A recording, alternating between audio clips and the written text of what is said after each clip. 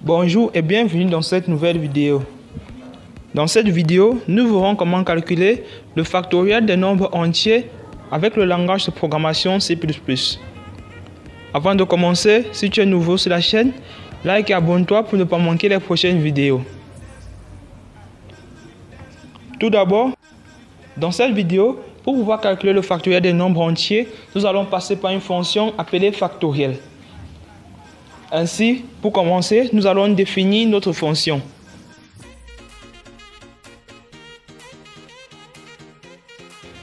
Puisqu'on ne calcule que le factoriel des nombres entiers et que le résultat est un entier, alors le type de retour de notre fonction sera int.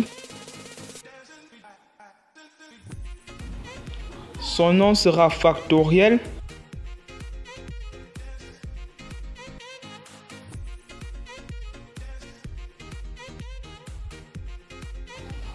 Et elle prendra en paramètre un entier.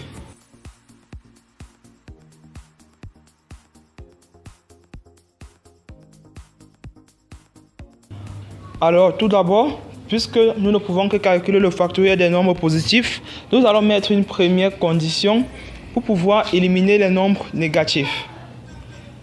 Alors on aura donc if le nombre entré inférieur à 0, alors écrit vous avez entré le mauvais nombre.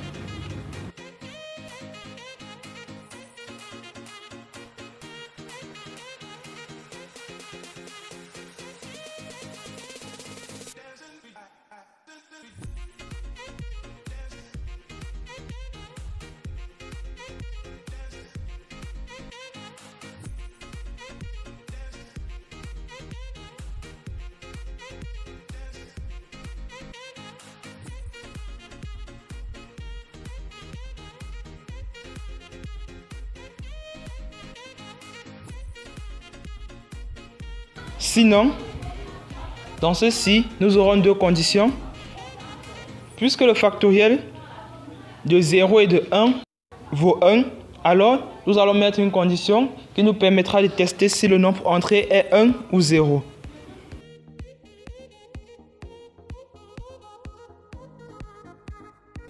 Alors nous avons if nombre entré égale à 0 ou le nombre entré égale à 1, alors écrit le factoriel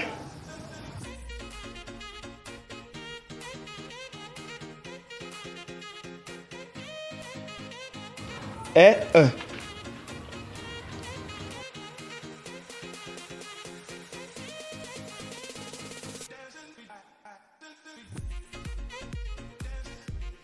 Sinon, là c'est pour les nombres qui seront supérieurs à 1.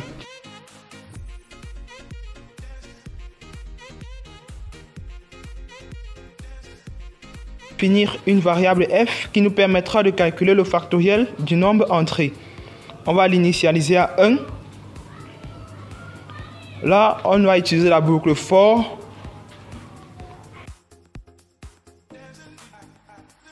On va déclarer un entier i pour le compteur. Là, on a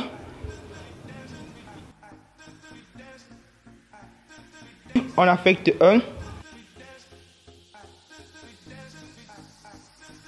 I inférieur ou égal à A étant le nombre entré, I++ pour l'incrémentation.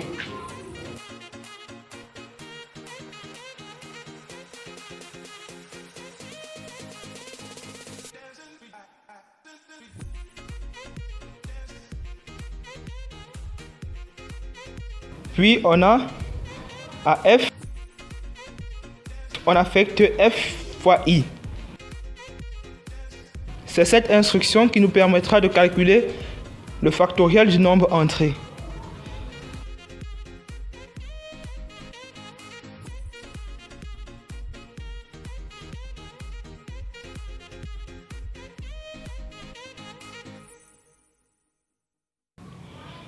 Ainsi, on aura écrit le factoriel de, on met de l'espace.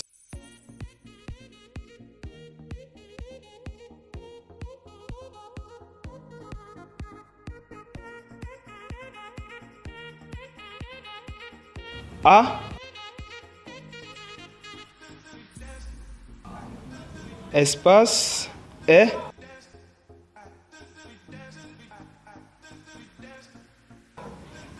espace F. Comme nous l'avons dit plus haut, sans les espaces, lors de l'affichage du message, le nombre entré sera collé à 2 ou est.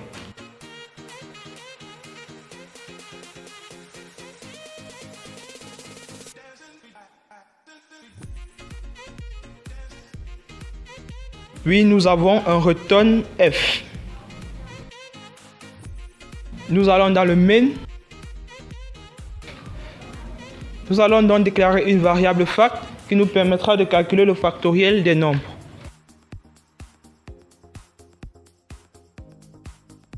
À fact, on va affecter factoriel. Et là, nous avons l'appel de notre fonction factoriel décrite plus haut. Là, on va mettre factoriel d'un nombre, on met celui qu'on veut. Et on va compiler.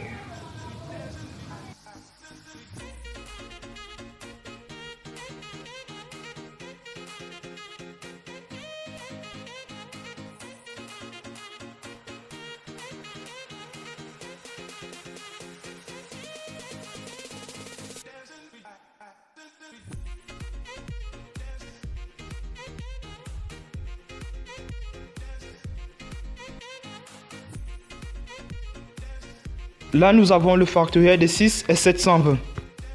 On peut changer de nombre. On prend par exemple 5. On compile.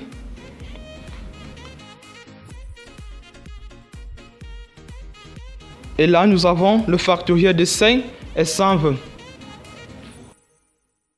Étant donné qu'on ne puisse pas calculer le factoriel des nombres négatifs, comme nous l'avons décrit plus haut dans notre fonction, alors essayons de mettre un nombre négatif, moins 5 par exemple.